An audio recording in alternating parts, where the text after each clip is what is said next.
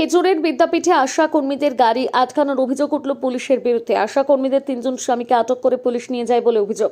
এরপর বিদ্যাপীঠ বাসস্ট্যান্ডে বিক্ষোভ দেখান আশা কর্মীরা। তাদের অভিযোগ, পুলিশ তাদের গাড়ি আটকেছে, বাধা দিয়েছে। এরপর তারা বিক্ষোভ দেখান। বিদ্যাপীঠ বাজার এলাকার একটি বিক্ষোভ প্রতিবাদ মিছিল করেন তারা।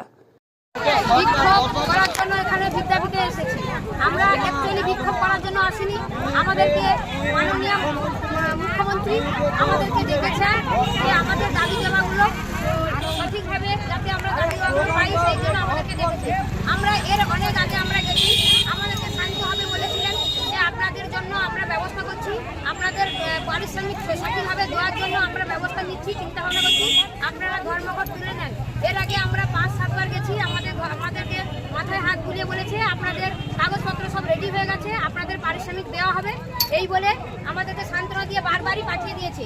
তারপর আমরা বলেছি যে আমাদেরকে যা বাড়ি ফিরে এসেছি, তারপর থেকে আবার সেই একইভাবে আমাদের 4 মাস 5 মাস করে কোনো পয়সা দেওয়া হয়নি এবং আমাদের ভাতাও বৃদ্ধি করেনি। অনেক রকম সমস্যা আমরা জানিয়েছি, কিন্তু কিছুই করেনি।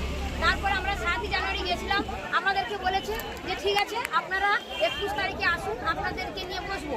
যার জন্য আমরা গতকাল আমরা সব বাস টাস ঠিক করে আমরা সব আশারা এসেছি এবং গাড়িতে উঠে বসেছি। হঠাৎ দেখি একদল পুলিশ, মহিলা পুলিশ এবং পুলিশ এসে বাস আটকাচ্ছে। আমরা বললাম যে স্যার কেন আমাদেরকে আটকাচ্ছেন? আমাদেরকে তো আজকে মাননীয় মুখ্যমন্ত্রী আজকে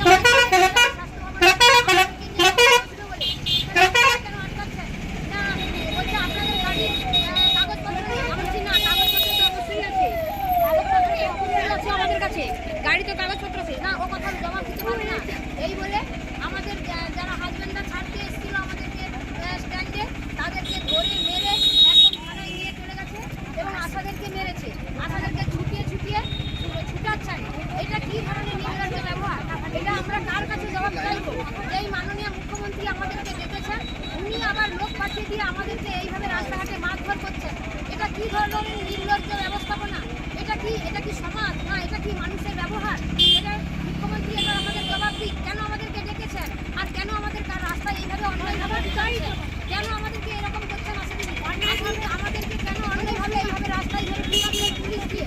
আর উনি কি জানেন না যে আমাদেরকে কীভাবে কাজ দিচ্ছে না, কীভাবে আমাদেরকে বেতন দিচ্ছে? ন্যূনতম বেতনটাও আমাদের দিচ্ছে না। এই পুরো সেই আদিম যুগে ইংরেজ শাসনের মতন 2 টাকা দিয়ে 10 টাকার কাজ হাসিল করে দিয়ে পুরো গলা টিপে চুটি ধরে আমাদেরকে কাজ হাসিল করে নিচ্ছে, আমাদের পেটে পা তুলে কাজ হাসিল করে নিচ্ছে, অথচ আমরা ন্যূনতম একটু বেতনের আশায় আছি। এখনকার দিনে এই বেতনে কে কী হয়? এমনিতেই তো মানুষ যখন সামান্য মানুষ লোকের বাড়ি কাজ করতে যায়, তার হচ্ছে 500 টাকা বেতন হয়, সেই জায়গায় আমাদেরকে 200 টাকাও দেওয়া হয়নি। অথচ সকাল থেকে আমরা সন্ধ্যা পর্যন্ত, এমনকি রাত্রিবেলাও আমাদেরকে সুষ্ঠুভাবে আমরা ঘুমাতেও পারি না।